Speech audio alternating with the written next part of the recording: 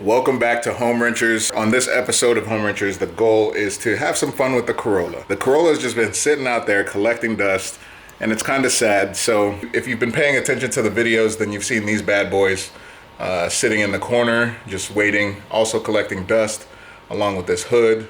So I'll show you that stuff in a second. Before we dive into that and dive into the Corolla, I'm having a weld off against head honcho scumbag Scotto. So we got Multimatic 220, the stand for it, and I don't know what's in this box, but we'll find out. So what we're gonna do right now is unbox this, get it ready.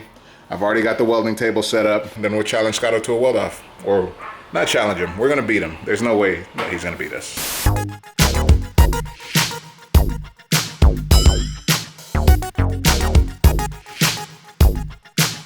So I went ahead, got my Miller Multimatic 220 set up. If you don't already know this, Monday through Friday, 12 to 3, we do a live show on YouTube called Tangents. It's where myself, Corey Hosford, and a couple of other people hang out and discuss automotive topics with you guys. We have a Discord where you can share things with us and we will just, hang out and talk about them. On Tangents, sometimes we do a thing called Miller Monday where we go to welding school, welding for dummies like myself, people who don't know how to weld. And Scotto challenged me to a weld off.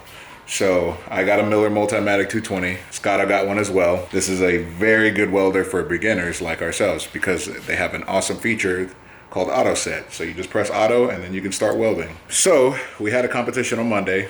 I squeezed out the win against Scotto, but it was a good battle. We both did a really good job considering it was our first day ever welding. I basically am trying to lay down one hot line a day on the MIG just to get my practice in. Seat time, you need seat time. So I'm gonna run a line real quick and then we're gonna get started on the Corolla. So give me 1 second.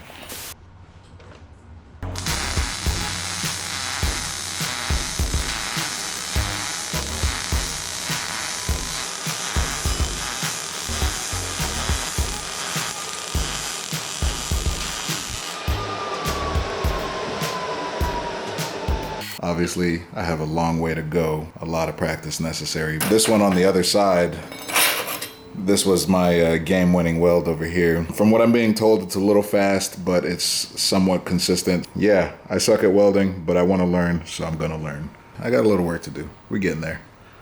Anyway, let's go ahead and move on to the Corolla. It's been collecting dust. I have parts for it, and I figure let's take a break from the 2J. I haven't touched this since you saw me put it together. I gotta bang out the transmission tunnel, and then the motor's ready to go back in. But we're also still waiting on the serial 9 shifter. Should literally be here any day now. So as you see here, you may have seen these in the background for quite some time. We got Watanabe RS, wide boys, wrapped in Falken Tires. I linked up with the boys over at Secret Factory USA. They specialize in collecting rare JDM parts. Watanabes are just a classic look. They work on just about every vehicle. I want to do something a little special to mine later down the road, but for now, we're gonna run them in the classic gunmetal, but I got them in super wide specs. We got 14.9.5, 14.10.5, negative offsets. I wanted this car to look super aggressive. It's already got wide fenders on it, so I figured why not? Let's do what I always do and buy wheels too big for the car and smash them on there and make it fit.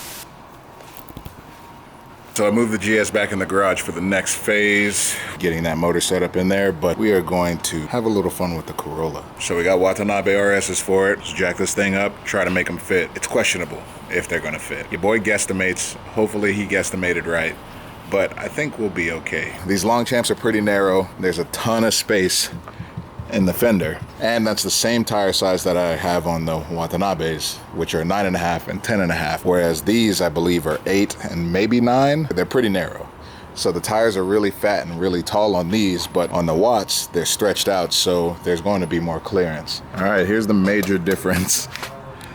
This is the moment of truth. These wheels, look how deep these are though. It's so hot.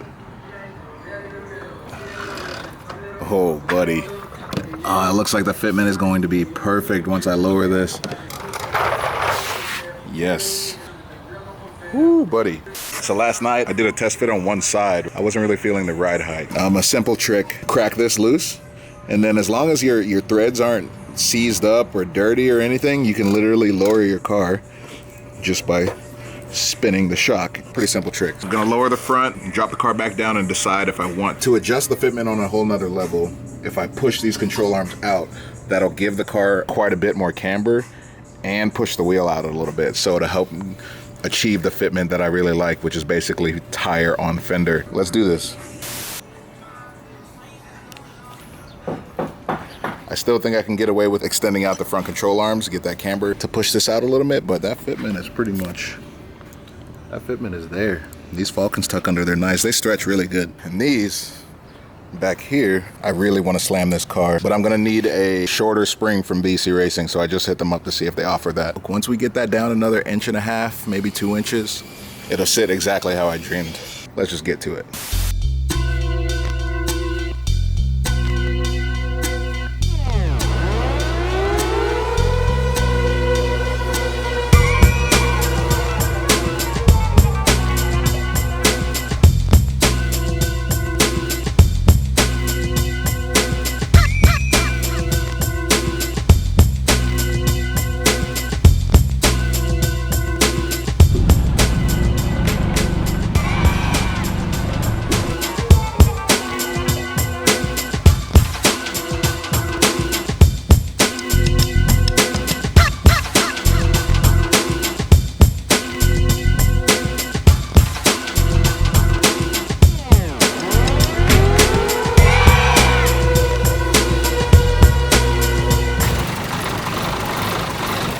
Check.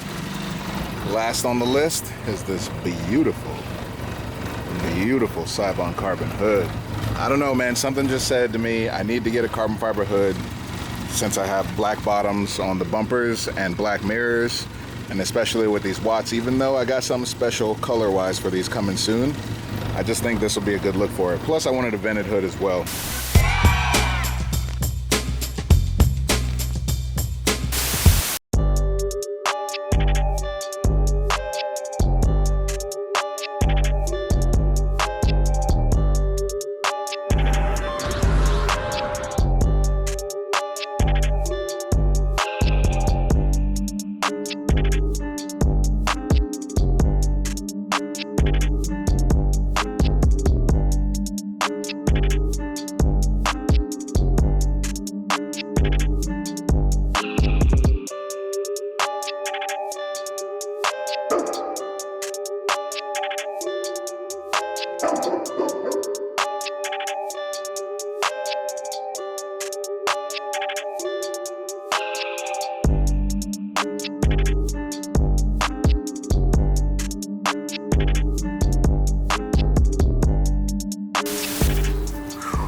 I don't show you guys this enough, but the 4AGE is just a beautiful little small package. This is exactly how I got the car. As we go through this car and spend time with this car, we will get to make this prettier. I'm also tempted to go with a 20 valve just because I want some ITBs, and I know I can sell this setup to offset the cost of going 20 valve. We're slowly but surely taking parts off and making this car mine. This carbon hood is just perfect. I think it's actually the perfect fit for the two-tone bumpers and the mirrors as well. So let's take a look at this thing. Sheesh.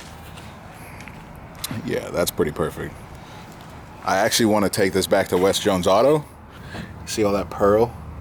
I think I want to have him spray that pearl clear coat on top of the hood so it flows with the whole thing even better. All that's pretty much left is I want to go a little lower in the back to eat up some of that poke you see there, and then from there the last piece to make this car complete is the Weir Performance GTS built conversion rear end. So basically they take a GTS housing, beef up the axle. I've got a cause 1.5 way for it. Once the Weir Performance rear end with the cause diff is in, this car is pretty much complete. All that would be left is some interior bits, and if I want to get crazy and throw a 20 valve in it, that's pretty much all I would ever do to this car. Next time, it's time to put this in. I've been slacking. I went on a little work on car vacation. I know I don't technically deserve it, but if you think about the way that I work on cars, I deserved it. I need to get the GS up in the air, smash the transmission tunnel a couple of inches to fit the CD in it, and then this thing can go right in. And we pretty much have all the parts to make really good progress on this car. I think I'm gonna call Dan and Jose in to help me with the fuel system, just because they're Dan and Jose. So thank you for watching, Home Wrenchers.